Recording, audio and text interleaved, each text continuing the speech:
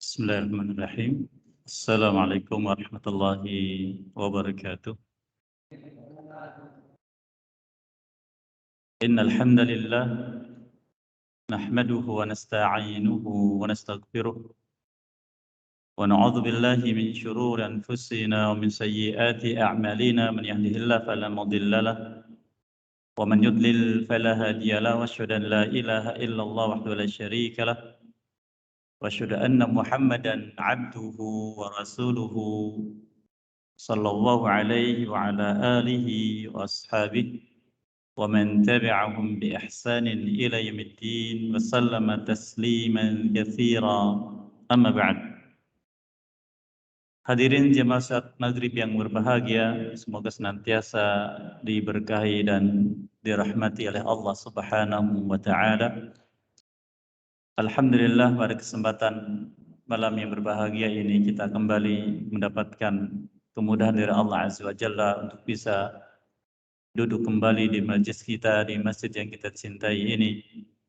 Semoga apa yang kita lakukan menjadi sebab bagi kita semua dari Allah Subhanahu wa taala untuk mendapatkan limpahan rahmatnya, kemudahan dalam menghadapi segala urusan dan solusi dari masalah yang kita hadapi, serta keridhaannya ketika kita berjumpa dengannya.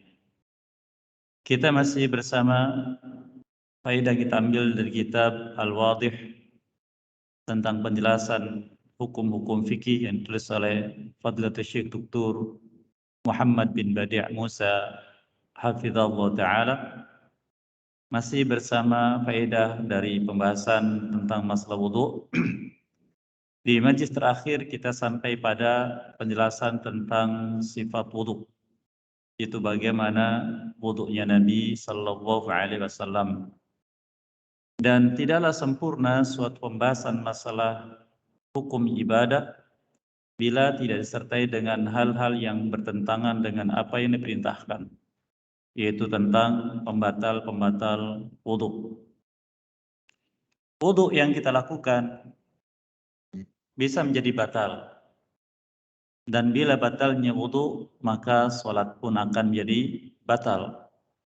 Oleh karena masing-masing kita perlu mengetahui apa saja yang menjadi penyebab batalnya wudu.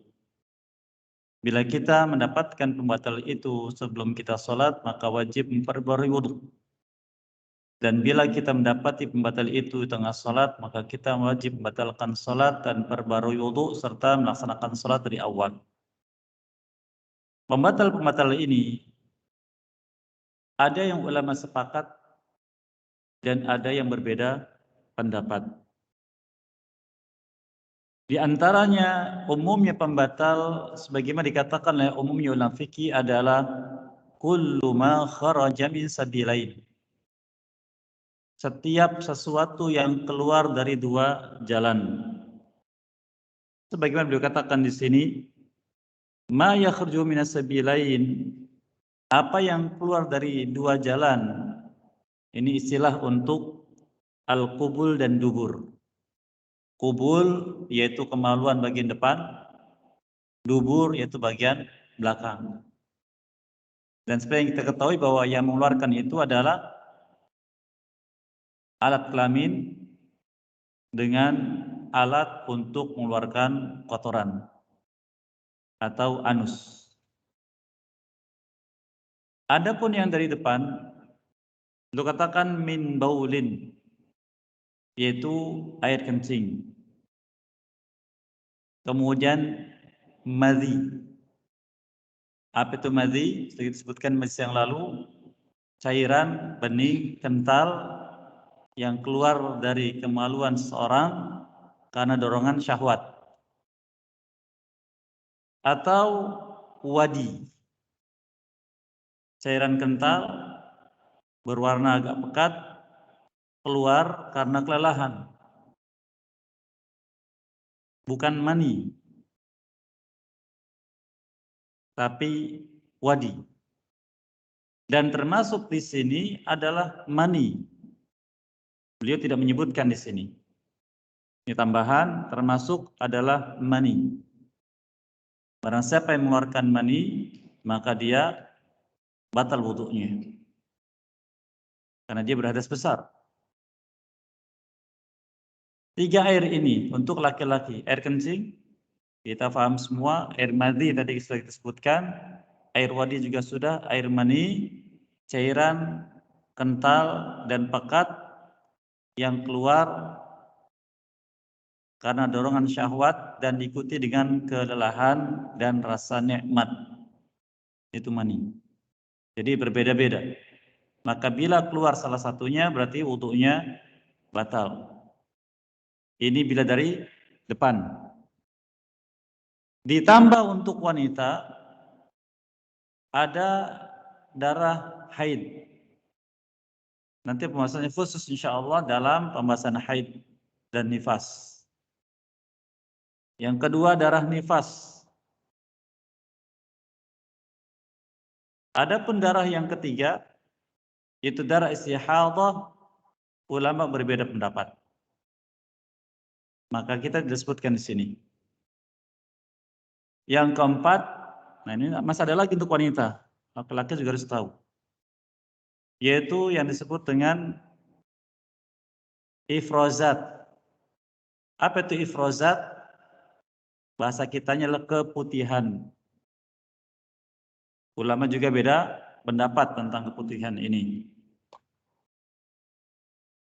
Yang kelima namanya rutubah. Basah. Nah, basah ini semacam keringat.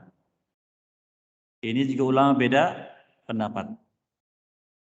Jadi sepakat dari wanita oleh para ulama adalah darah haid dan darah nifas. Ini yang keluar dari kubul, bagian depan manusia. Adapun yang bagian belakang, maka kotoran manusia, kemudian angin, baik dengan suara atau tanpa suara. Adapun sesuatu yang lain selain dari keduanya, seperti darah. Ya. Ulama beda pendapat. Apakah dari itu sedikit ataukah banyak? Biasanya orang menderita bawasir atau ambeien itu keluar darah.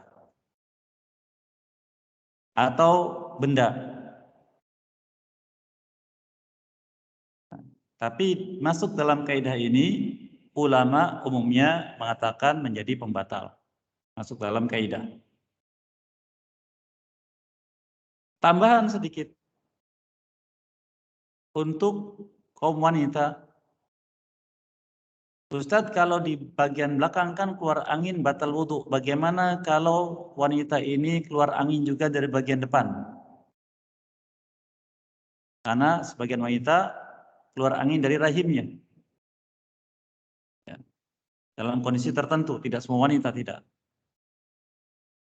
Maka kasus ini ulama pun berbeda pendapat. Ya. Kalau terjadi perbedaan pendapat begitu bagaimana Ustadz? Sebagian mengatakan kembalikan kepada kaidah untuk lebih menenangkan. Itu kaidahnya kullu ma kharaja min sabilain yubtilul wudu. Segala sesuatu yang keluar dari dua jalan maka membatalkan wudu. Dan ini diambil dari hadis Nabi SAW, di antaranya da' ma yaribuka ila ma yarib. Da' ma yaribuka ila ma la yarib. Tinggalkan yang membuatmu ragu kepada apa yang tidak membuatmu ragu. Karena dalam beragama kita harus yakin. Maka kaidahnya menyebutkan al-yaqinu la yuzalu bisyak. Kalau kita sudah yakin dengan sesuatu, maka timbul keraguan, maka keraguan ini tidak bisa menghilangkan apa yang yakin. Jadi penting bagi kita kalau ingin melakukan sesuatu, yakin dulu. Dan yakin itu dengan ilmu. Makanya ulama membuat kaidah tadi. Kalau kita belum tahu itu pembatal atau bukan dan dapat ulama beda pendapat, maka kita pegang kaidahnya. Tadi kita katakan kullu ma kharaja min sabilaini yubtilul wudu. Segala sesuatu yang keluar dari dua jalan, maka itu membatalkan wudu, cukup. Dan itu menenangkan hati. Dan ini pendapat umumnya ulama fikih. Ya. Baik. Masalah pembatal ini disebutkan oleh Allah Subhanahu wa taala dalam surat An-Nisa di ayat yang ke-43. Allah menyebutkan di surat An-Nisa ayat yang ke-43 yang bunyinya ya ayyuhalladzina amanu la taqrabus salah wa antum sukara hatta ta'lamu ma taquluna wala junuban illa 'abiri sabilin hatta taghtasilu wa in kuntum marda aw 'ala safarin aw ja'a ahadun minkum minal gha'iti aw lamastumun nisa falam tajidu ma'an fatayammamu sa'idan thayyiban famsahu biwujuhikum wa aydikum innallaha kana ghafuran rahim innallaha kana 'afwan ghafura. Wahai orang yang beriman, jangan kalian mendekati salat, yaitu melaksanakan salat. Sedangkan kalian dalam keadaan mabuk. Ini akan disebutkan insyaallah bahwa hilang akal termasuk pembatal wudu. Nanti disebutkan.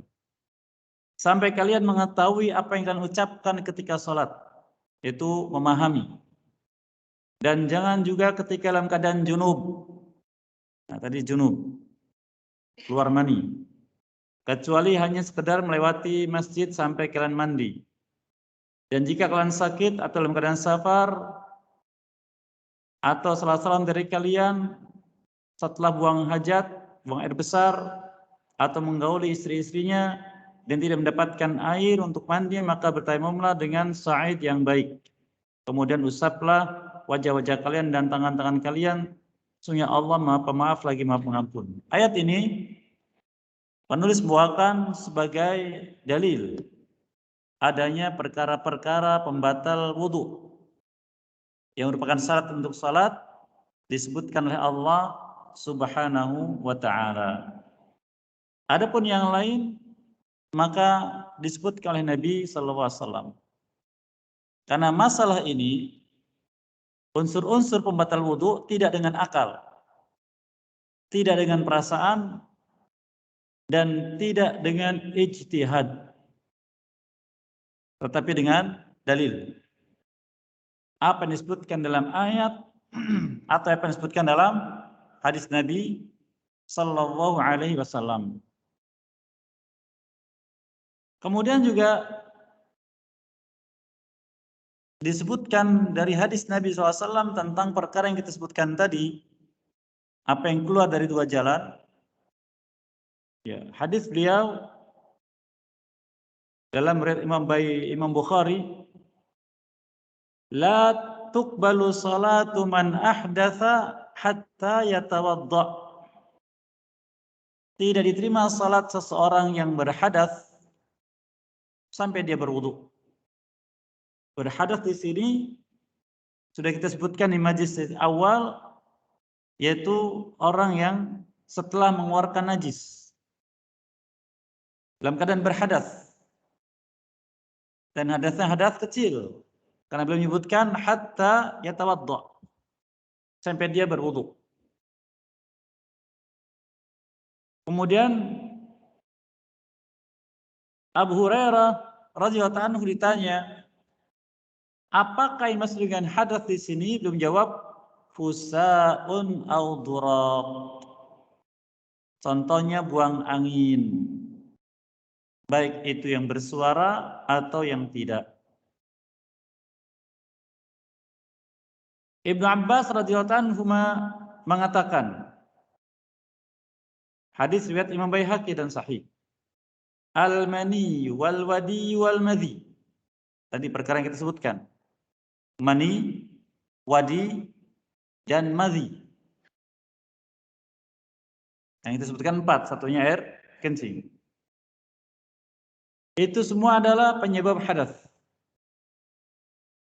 Lalu dia menjelaskan, ammal maniyyu fawal ladzi minhul ghuslu. Adapun bila keluarnya mani, maka wajib menghilangkan hadasnya dengan mandi. Pembahasan mandi saya akan sebutkan setelah pembahasan wudu. Wa ammal wadi wal madhi. Adapun bila yang keluar itu madi atau wadi. Ya. Yang keluar adalah wadi atau madhi. Masih ingat itu wadi dengan madhi? Wadi pekat, kental, keluar karena kelelahan.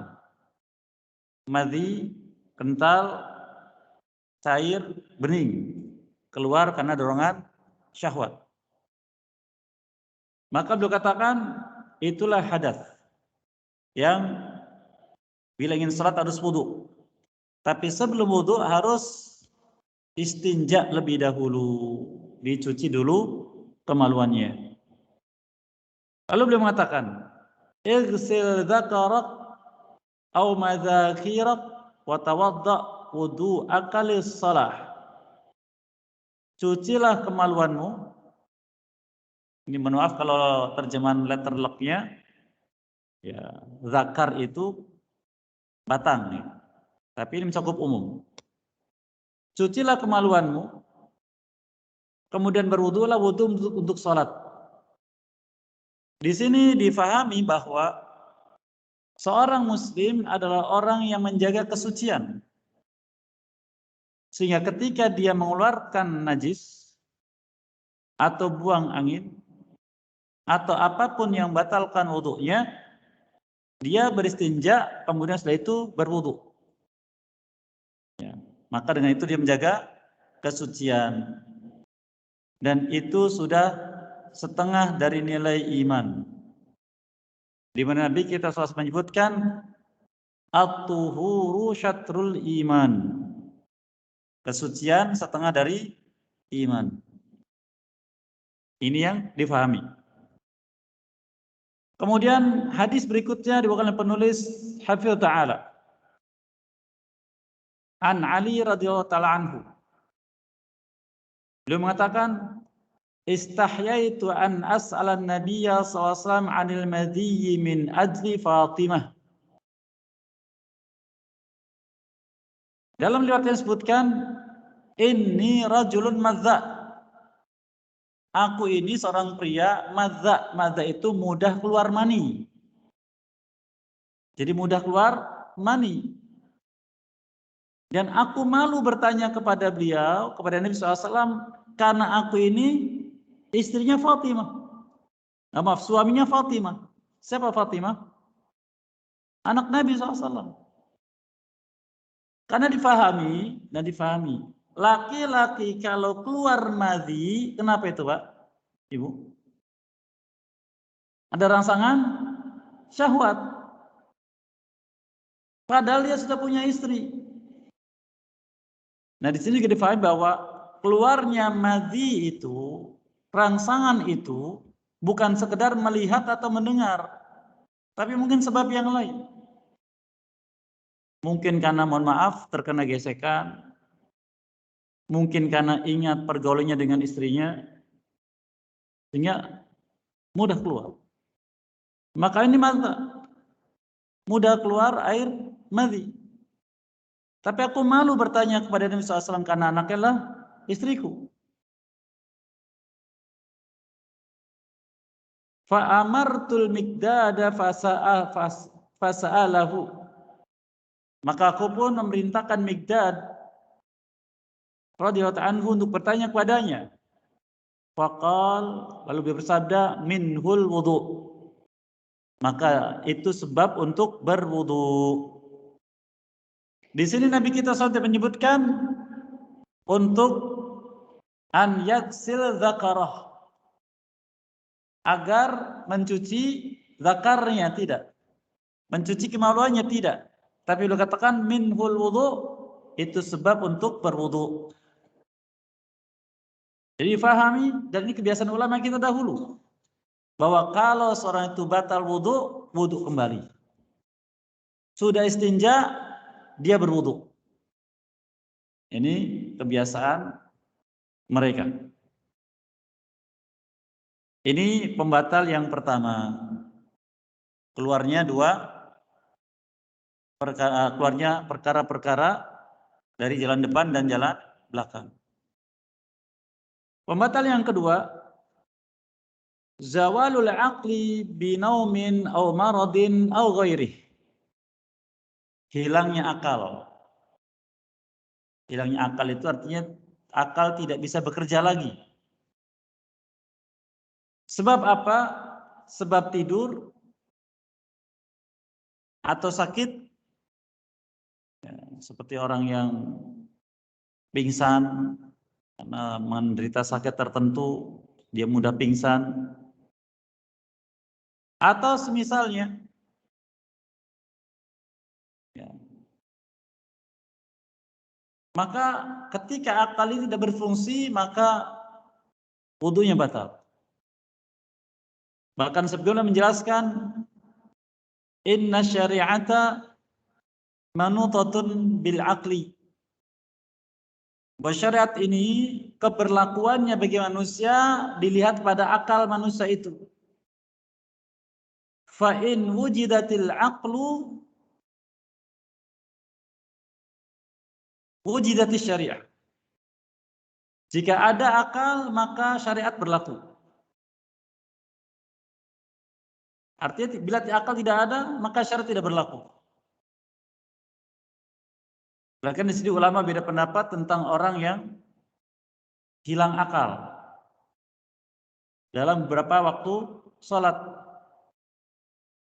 Maka sebagian berpendapat, maka tidak ada qadha baginya. Tidak ada qadha baginya, karena dia hilang akal. Tapi bagi yang lain, oh tidak ada qadha. Ditanya, berapa lama hilang akalnya? Sesaat atau berapa lama? Sehari semalam? Iya, sehari semalam. 3 hari 3 malam? 3 hari 3 malam. 1 bulan? Tidak. Lu batasi dari mana? Nah, ini perdebatan di antara mereka. Kecuali hilang akal itu, sementara yang Nabi SAW menyebutkan dia wajib untuk menaikkan salatnya. Contohnya beliau sebutkan, man nama an salatin aw nasiyaha. Barang siapa tertidur dari salat atau lupa, fal yusalliha idza dzakaraha. Maka dia melaksanakan salatnya ketika dia ingat saat itu. Jadi contohnya, seseorang dari kita, ya, dia bangun kesiangan sehingga tidak salat subuh. Tertidur dia dan lupa. Dia langsung mandi karena takut kesiangan kerja, maka dia mandi buru-buru langsung berangkat kerja. Lupa, belum salat subuh. Ketika mendengar kajian ini baru ingat, ya Ustadz, saya belum salat subuh. Kapan salatnya berarti? Ingatnya sekarang, berarti sekarang bagi dia waktu subuhnya. Fal yusalliha idza dzakaraha. Maka dia salat apabila dia mengingatnya. Maka ingatnya sekarang dia salat subuh. Ini waktu khusus buat dia dan bukan buat yang lain. Berdasarkan hadis yang mulia ini. Nah, ini akan dibahas insyaallah dalam masalah lupa. Pembahasan lupa dalam kitabus shalah insyaallah. Tapi yang kita bahas sekarang adalah bahwa hilangnya akal pembatal salat. Baik karena tidur atau karena pingsan atau misalnya termasuk gila. Luwakan hadisnya dari Sofwan bin Assal radhiyallahu taala anhu qala, dia mengatakan kana Rasulullah sallallahu alaihi wasallam ya'muruna an la nanzi'a khifafana thalathata ayyam illa min janabatin lakin min ghaitin wa baulin wa naumin. adalah Rasulullah SAW memerintahkan kami untuk tidak mencopot sepatu khuf kami. Ini pernah kita bahas. Copot sepatu khuf kami. Itu yang mirip kaos kaki tapi terbuat dari kulit dan dianjurkan dipakai ketika safar atau boleh ketika mukim, ketika musim dingin. Dan boleh untuk tidak melepasnya tapi tetap berwudu dan mengusap di atasnya selama sehari semalam bagi yang tidak safar, dengan syarat ketika makainya dia berwudu lebih dahulu. Dan bagi yang safar 3 hari 3 malam. Tapi ketika junub maka wajib dilepas untuk mandinya. Tapi kalau buang hajat, buang air besar, buang air kecil, dan termasuk tidur, maka tidak dilepas wudunya dengan tetap memakai sepatu khuf dengan mengusap bagian atasnya. Disebutkan di sini wa naumin dan juga tidur. Maka penulis katakan hafidz ta'ala fan naumul mustaghraq. Tidur yang bagaimana Ustaz batalkan wudu? Tidur mustaghraq. Mustaghraq itu lelap. Tentang tidur lelap ini ulama beda pendapat. Kalau misalkan kita duduk lalu sudah tidak mendengar ucapan sampai mendengkur, sebagian mengatakan itu namanya mustaghraq, lelap. Yang lain oh tidak.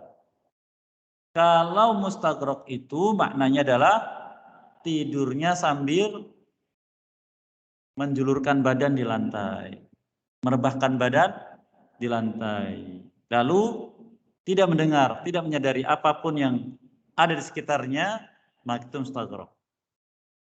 Ya, namun pendapat kebanyakan ulama tidur yang dimaksud di sini baik itu dia merebahkan badannya atau dia duduk, kemudian setelah itu dia tidak menyadari yang terjadi di sekitarnya, baik perbuatan atau suara, maka itulah tidur yang batalkan wudu.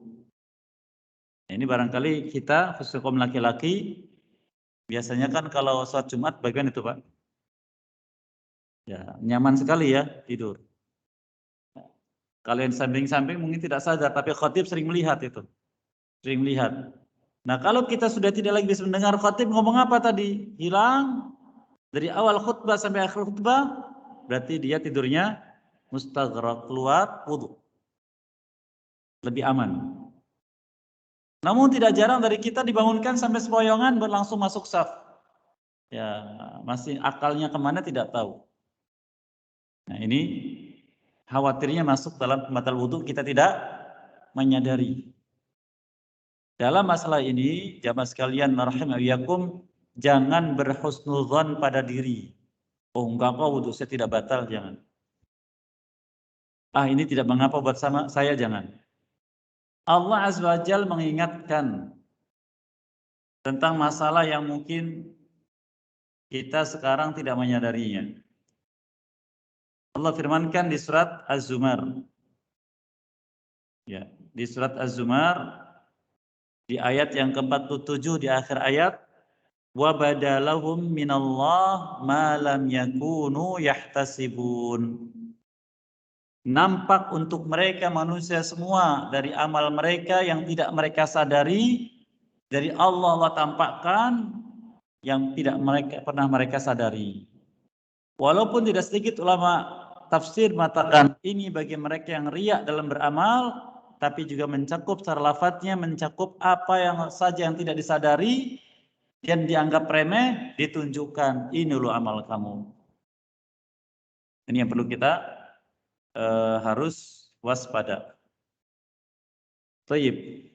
Tidur yang nyenyak maka batalkan wudu. Ini kedudukannya sama dengan buang air besar, buang air kecil, tidak ada bedanya. Ya. Kemudian beliau katakan wa amma zawalul aqli bil junun awil igma awis sukri wa nahwihi. Adapun hilang akalnya seseorang karena gila atau karena pingsan atau karena mabuk atau misalnya fayun kidul wudu'a qaliluhu wa kathiruh, maka sudah pasti membatalkan wudhu, baik waktunya lama atau sebentar. Sedangkan tidur tadi ulama beda pendapat. Tapi kalau karena mabuk, pingsan, atau gila, maka sudah pasti. Contohnya ada, mohon maaf, semoga tidak terjadi pada kita, ada seorang jamaah tiba-tiba ayamnya kambuh. Batal tidak sholatnya? Batal karena dia tidak sadar keadaan dia sedang kambuh ayamnya. Seperti itu. Atau seorang mungkin menderita sesuatu, tiba-tiba terjatuh pingsan. Mungkin 5 menit atau 10 menit. Maka batal wudhunya. Ya, beda dengan seperti kita ngantuk tidur 5 menit. Nah, sebentar 5 menit itu masih terdengar sayup-sayup. Maka tidak batal wudhu, insya Allah. Baik, ini yang kedua, hilangnya akal atau akal tidak berfungsi. Yang ketiga, masul farji bisyahwatin min ghairi ha'il, menyentuh kemaluan. Kemaluan itu bagian depan, tanpa penghalang. Jadi kita sudah wudhu, lalu tangan kita ini menyentuh kemaluan kita sendiri ya. Kalau kemaluan yang lain ulama khilaf, tapi umumnya ulama mengatakan sama. Contohnya ibu-ibu, ya sudah wudhu, lalu anaknya buang air kecil, lalu dia mengistinjai anaknya, batal tidak wudhunya? Nah, karena menyentuh kemaluan anaknya maka menjadi batal. Dari hadis ini juga atas sebagian ulama. Karena kalau terkena najis batal tidak? Orang wudhu terkena najis batal tidak? Tidak. Kalau kita mau sholat di sini, di depan itu ada air kencing, kita injak, wudhu kita tidak batal. Tapi kita cuma harus bagaimana? Mencuci kaki kita agar tempat sholatnya tidak terkena najis. Yang batalkan itu kalau mengeluarkan najisnya. Nah, tadi ibu dikatakan batal karena hadis tadi menyentuh kemaluan anaknya. Ini pendapat kebanyakan ulama. Walaupun umum yang mengatakan itu kemaluan diri sendiri. Ya, beliau katakan hadisnya hadis Busar binti Sofwan radhiyallahu anha. Beliau mendengar Rasulullah bersabda, "Man massa dzakarahu falyatawadda." Barang siapa menyentuh kemaluannya maka dia berwudu. Namun menjadi masalah, hadis tentang menyentuh kemaluan ada 2 hadis. Keduanya sama-sama sahih. Hadis yang kedua, hal huwa illa bud'atun minhu. Kemaluan itu tidak lain merupakan bagian tubuhnya. Jadi bagian tubuh sama dengan tangan. Kalau seorang menyentuh tangan tidak batal wudu, menyentuh leher tidak batal wudu, menyentuh punggung tidak batal wudu, menyentuh kemaluan ya sama dengan bagian yang lain, tidak batal wudu. Makna dari hadis yang kedua. Ustadz, 2 hadis pertentangan sama-sama sahih. Metode ulama kita tidak, berarti yang satunya dhaif, tidak. Itu hawa nafsu. Pendapat ulama dalam menggabungkan 2 hadis ini, pertama digabungkan bagaimana mungkin atau tidak. Sehingga tentang masalah ini dalam pendapat mazhab yang beredar negeri kita, mazhab Syafi'i rahimahullah ajma'in, ada beberapa pendapat. Ini sekedar pengetahuan. Yang pertama, bila menyentuhnya dengan ini, namanya apa ini? Telapak tangan, lalu menyentuh kemaluan, maka wudunya batal. Kalau dengan ini, tidak batal. Satu pendapat. Pendapat yang kedua, menyentuh dengan manapun, mau dengan ini, kalau kemudian disentuh bangkit, berarti ada apanya itu? Ada syahwatnya, batal. Tapi kalau disentuh tidak bangkit, diam saja, berarti tidak batal. Pendapat yang kedua. Nah, sekarang kalau kita dapati pendapat seperti itu, bagaimana sikap kita? Bagaimana? Tadi hadisnya jelas. Da' ma yaribuka ila ma la yaribu. Tinggalkan yang membuatmu ragu kepada yang tidak membuatmu ragu. Ustadz, saya sih yakin kalau menyentuh kemaluan tidak batal, silahkan. Tapi ketika sholat ada keraguan tidak? Tadi saya sholat menyentuh kemaluan, batal nggak ya? Batal nggak ya? Ragu tidak? Ragu berarti keraguannya itu memberikan isyarat bahwa dia belum pada keyakinan. Maka ambil mana yang yakin. Nah, ini solusi mudah, solusi ringan. Karena agama ini mudah, jangan dibikin susah. Kemudian berikutnya, yang keempat dari pembatal wudu, aklu lahmil ibil, memakan daging onta khusus. Hewan yang lain tidak. Berdasarkan hadis Jabir bin Samurah radhiyallahu anhu, beliau katakan anna rajulan sa'ala Rasulullah SAW. Ada seorang laki-laki bertanya kepada Rasulullah SAW, atawadda'u min luhumil ghanam? Aku harus berwudu tidak kalau aku makan daging kambing? Kata Nabi SAW, in syi'ta fatawadda' wa in syi'ta fala tatawadda'. Jika engkau mau berwudu silahkan. Jika mau tidak berwudu tidak mengapa. Jadi diberikan pilihan. Nah, di sini diambil dalil oleh para ulama bahwa kalau engkau tidak berwudu juga tidak mengapa, berarti makan daging kambing tidak batalkan wudu. Maka orang ini bertanya lagi, atawaddo min luhumil ibil? Kalau kau makan daging onta bagaimana? Wudu tidak? Qala na'am, kata beliau iya wudu. Tidak ada pilihan. Maka menunjukkan bahwa siapapun yang makan daging onta baik dibakar atau direbus atau diapakan masaknya, kalau itu daging onta wudunya batal. Tapi selain itu maka tidak.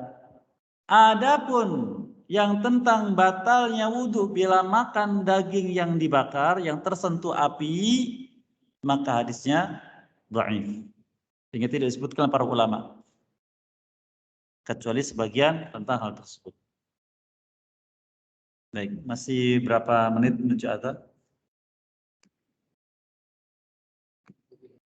Ya? 9. Ada pertanyaan tidak kira-kira? Ada? Baik, silakan saya buka pertanyaan. Silakan, Pak.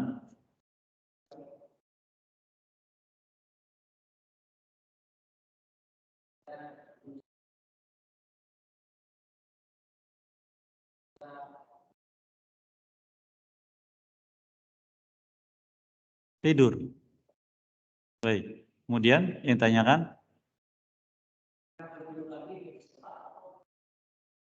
Baik, barakallahu fikum. Berkaitan tentang tidur sebagai pembatal wudhu, tadi penulis katakan ini pendapat umumnya ulama, yaitu an-naum al-mustaghraq. Tidur yang nyenyak. Nah, nyenyak ini ada waktunya. Sehingga beliau pisahkan tidur dengan karena hilang akal karena gila atau mabuk atau pingsan. Kalau yang kedua ini sesaat saja membatalkan wudhu. Kalau tidur tidak disebutkan, maka menunjukkan bahwa tidur yang nyenyak itu butuh waktu. Sehingga umumnya ulama tidak mengatakan batal wudhunya orang yang sedang duduk lalu tertidur sesaat, mungkin sekian menit, maka tidak perlu wudhu, insya Allah. Wallahu a'lam.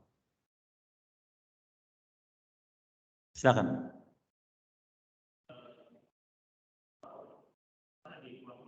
Iya.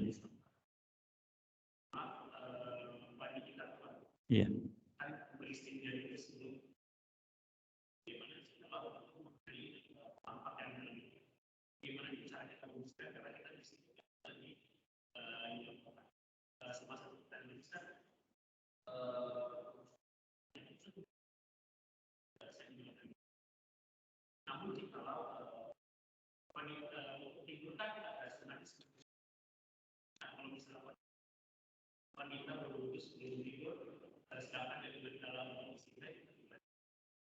Baik, barakallahu fikum. Yang pertama saya tanya balik, kalau kita sedang safar lalu baju kita terkena basah, kira-kira masalah tidak? Tidak masalah. Berarti pun demikian dengan celana dalam kita. Kita lepas, kita pastikan bagian yang terkena najisnya tadi, kita cuci kucek sedikit, sudah yakin ini tidak ada lagi najis, kita pakai lagi. Masalah tidak kira-kira? Tidak masalah, paling tidak nyaman. Nah, ini solusi yang kita kadang tidak terpikir karena kita merasa ini masalah. Ya, makanya saya tanya balik, masalah tidak? Oleh karena sebagian ulama menyebutkan ketika kita ini dalam keadaan ragu, was-was, saya sudah istinja dari air kencing saya, tapi perasaan keluar lagi, maka kita basahi bagian yang bersentuhan dengan zakar tersebut, dengan kemaluan tersebut kita basahi agar ketika kita ada was-was, oh itu basah tadi saya basahi, menghilangkan was-was syaitan. Jadi kita cuci bagian najis kita pakai lagi setelah kita istinja, lalu kita berwudu dan sholat.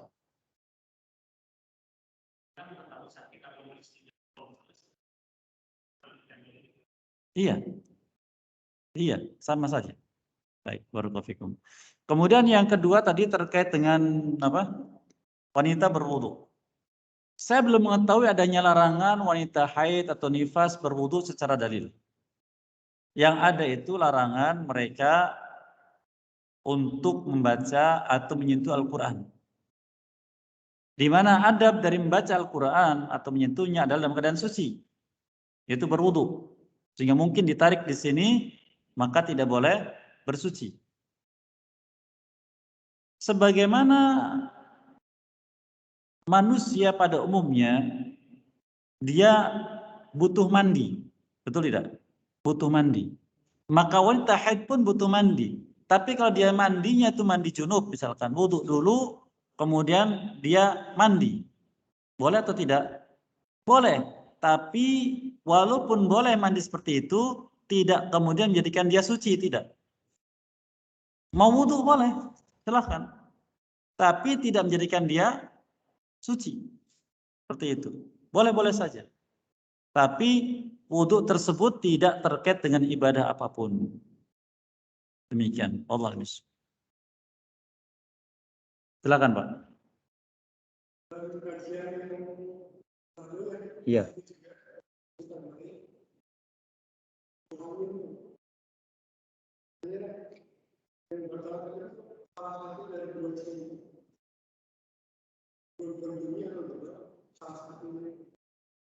Salah satu dari dua.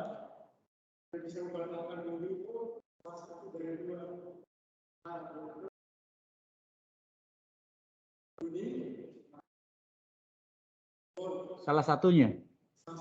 Baik. Baik, barakallahu fikum. Mungkin kurang kurang nyambung memahaminya, Pak ya. Ini diambil dari hadis Nabi SAW ketika seorang ragu dalam sholatnya. Lalu terjadi masalah di perutnya. Maka Nabi mengatakan jangan dulu tinggalkan sholat. Pastikan sampai mendengar suaranya atau mencium baunya. Itu salah satu dari dua. Itu indikasi atau indikator bahwa saya sudah buang angin. Jadi bukan pembatal wudhu itu salah satunya, bukan. Tapi pastikan bahwa saya sudah yakin buang angin itu ketika sholat, maka dengan salah satu dari keduanya, apakah saya mencium baunya karena tidak bunyi, atau karena bunyi maka saya mendengar suaranya. Adapun yang membatalkan wudhu, baik angin itu berbunyi ataupun tidak, jelas dari ucapan Abu Hurairah radhiyallahu anhu. Turatun au fusa. Apakah angin dari belakang itu berbunyi ataukah tidak berbunyi? Begitu, Pak. Wallahu a'lam.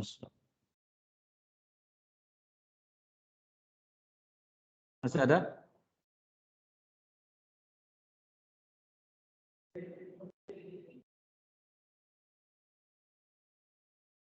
Ada yang apa Pak? Punten Pak? Hah?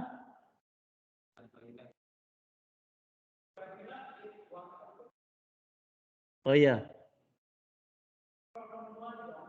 iya.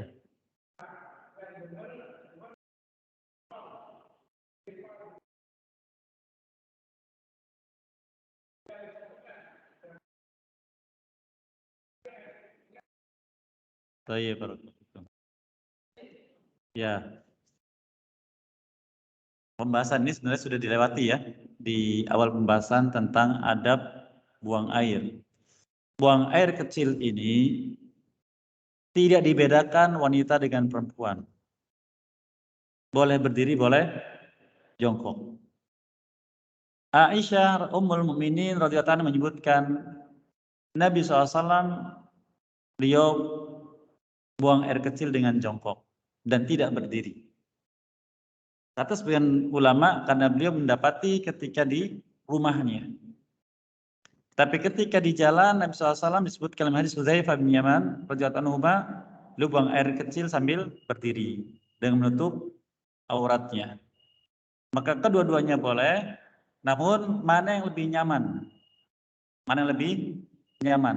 Perempuan lebih nyaman jongkok ataupun laki-laki? Laki-laki berdiri boleh dengan catatan tidak terpercik najisnya ke pakaian atau tubuh kita, memastikan nutup aurat dan setelah itu memastikan istinja. Bila tidak, maka itu menjadi sebab azab kubur.